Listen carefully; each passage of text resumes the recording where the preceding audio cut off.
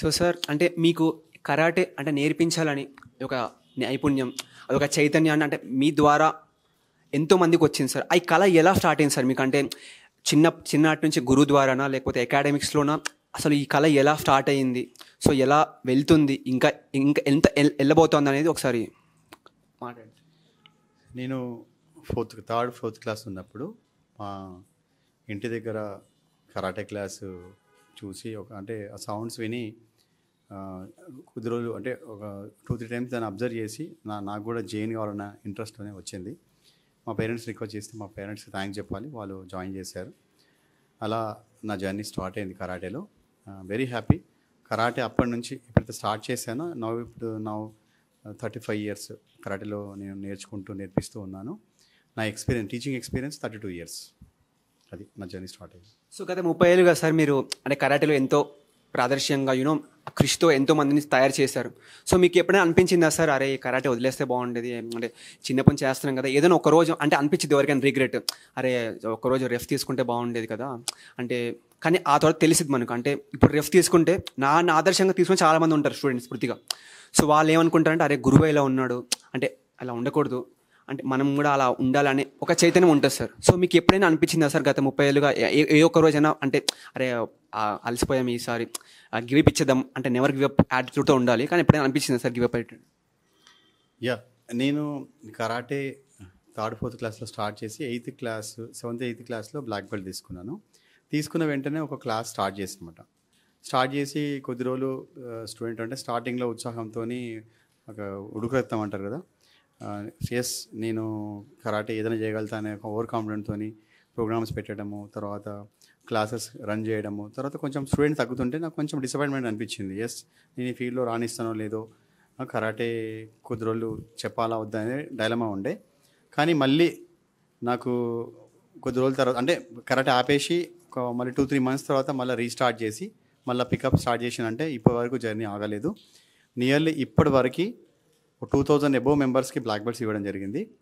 దాంతోపాటు and masters నా అండర్లో ఒక 40 అబోవ్ మాస్టర్స్ క్లాసెస్ రన్ చేస్తున్నారు. నియర్లీ నేను ఒక 25 to 30 కాంపిటీషన్స్ స్టేట్ లెవెల్ కానీ నేషనల్ కానీ అండ్ సౌత్ ఇండియన్ లెవెల్ కానీ టోర్నమెంట్స్ ఆర్గనైజ్ చేశాను. అండ్ చాలా championships state level, national level, international championships చాలా కంట్రీస్ కూడా వెళ్ళాను. నియర్లీ 11 కంట్రీస్కి వెళ్ళాను ఇప్పటివరకు. నా గోల్ ఏంటంటే ఇంకా కరాటే ఫీల్డ్లో చాలా స్కూల్స్లో కానీ చాలా అకాడమీస్ స్టార్ట్ చేసి ఎక్కువ మందికి కరాటే చేయించడం వల్ల వాళ్ళు సుమన్ సార్ చెప్పినట్టుగా వాళ్ళు బ్యాడ్ హ్యాబిట్స్కి అంటే ఈ ప్లేస్లో వాళ్ళు ఖాళీ ఉంటే ఏదో ఒక బ్యాడ్ హ్యాబిట్ వస్తుంది, లైక్ మొబైల్ చూడడము, టీవీ చూడడము, లేదంటే ఇంట్లో పేరెంట్స్ని ఏదో మనీ అడిగేసి వాళ్ళు తిరగడం కానీ, బైక్ కొని ఇంకా ఏదో చాలా ప్రాబ్లమ్స్ ఎలిగేషన్స్ ఉంటాయి. అలా కాకుండా ఎడ్యుకేషన్ అండ్ ఒక యాక్టివిటీ, ఎప్పుడైతే వాళ్ళు యాక్టివిటీ నేర్చుకుంటారో దానికి అడిక్ట్ అవుతారో బ్యాడ్ హ్యాబిట్స్కి అడిక్ట్ కారు. అలా పేరెంట్స్ కూడా నేను చెప్పే విషయం ఏంటంటే మంచి గుడ్ హ్యాబిట్స్కి అలవాటు చేయండి, బ్యాడ్ హ్యాబిట్స్ రావు. ఎప్పుడైతే గుడ్ హ్యాబిట్స్ అలవాటు చేయమో బ్యాడ్ హ్యాబిట్ ఆటోమేటిక్గా వస్తాయి. అది నా పాయింట్ సార్. ఇంకో విషయం సార్, అంటే ఈ రోజున ఇంత గొప్పగా చేశారు సార్ ఈవెంట్. అంటే ఒక ఈవెంట్ సాధారణంగా చేయాలంటే ఆషామాషిగా అయితే అవ్వదు, ఎందుకంటే ఎంతో కష్టం ఉంటుంది సార్, దాని ఇంకా కృషి ఉంటుంది, ప్లానింగ్ ఉంటుంది, విజన్ ఉంటుంది. సో ఇంత పెద్ద ఈవెంట్ని ఒక పెద్ద సెలబ్రిటీ వచ్చారు సుమన్ సార్.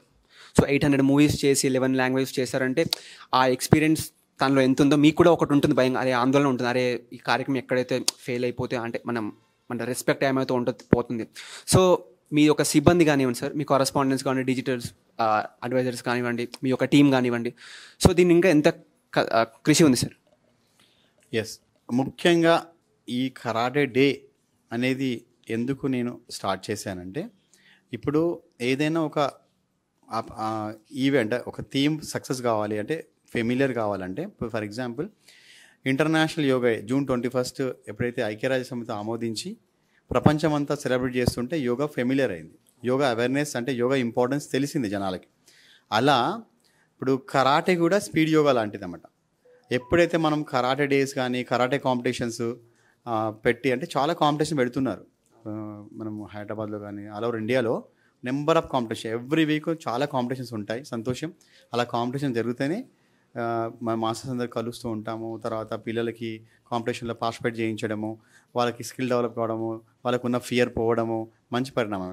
అలా ఇన్విటేషనల్ కాంపిటీషన్స్ రెగ్యులర్ ఆడడం వల్ల వాడు యాక్టివ్ అయ్యి, అంటే ఆ పిల్లోడు మెయిన్ కాంపిటీషన్స్ ఇంపార్టెంట్ నేషనల్స్ కానీ, ఏషియన్ గేమ్స్ కానీ, కామన్వెల్త్ కానీ, ఒలింపిక్ లెవెల్ వరకు వెళ్ళాలంటే ముందు వాడు చాలా ఇన్విటేషనల్ కాంపిటీషన్స్ ఆడి ఉండాలి. ఆ ఎక్స్పీరియన్స్ ద్వారా వాడు మెయిన్ కాంపిటీషన్లో ఈజీగా ఆడగలుగుతాడు, ఈజీగా గెలవగలుగుతాడు. అలా నా ఉద్దేశంలో ఇలాంటి కరాటే డేస్ కూడా ఒక వింగ్ వైజ్గా, అంటే నా ఇప్పుడు నియర్లీ మేము ఒక 120 స్కూల్స్లో వర్క్ చేస్తున్నాము. ఈరోజు ఒక 20 స్కూల్స్ మేము గ్యాదర్ చేసి ప్రోగ్రామ్ చేశాము. అలా ఫ్యూచర్లో ఇప్పుడు కరాటే డే అని చేశాను. ఇంతకుముందు మార్చ్ 22, 2024లో సుమన్ తల్వార్ లెజెండరీ కప్ అని కరాటే కాంపిటీషన్ కాండక్ట్ చేసాం స్టేట్ లెవెల్. నెక్స్ట్ సార్ది ఇప్పుడు ఇయర్ సినీ ఇండస్ట్రీలో సారు 40 years ఏ విధంగా కంప్లీట్ చేశాడో, కరాటేలో కూడా సారు 50 years కంప్లీట్ చేశాడు. 51 years రన్ అవుతుంది.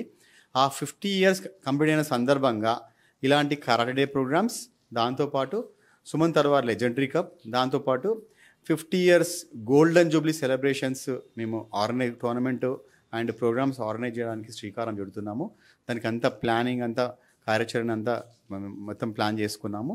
నెక్స్ట్ నవంబర్లో, తర్వాత మార్చ్లో, తర్వాత నెక్స్ట్ అప్కమింగ్ మంత్స్లో, ఇయర్స్లో చాలా పెద్ద పెద్ద ప్రోగ్రామ్స్ చేయడానికి మేము ప్లాన్ చేసుకున్నాం.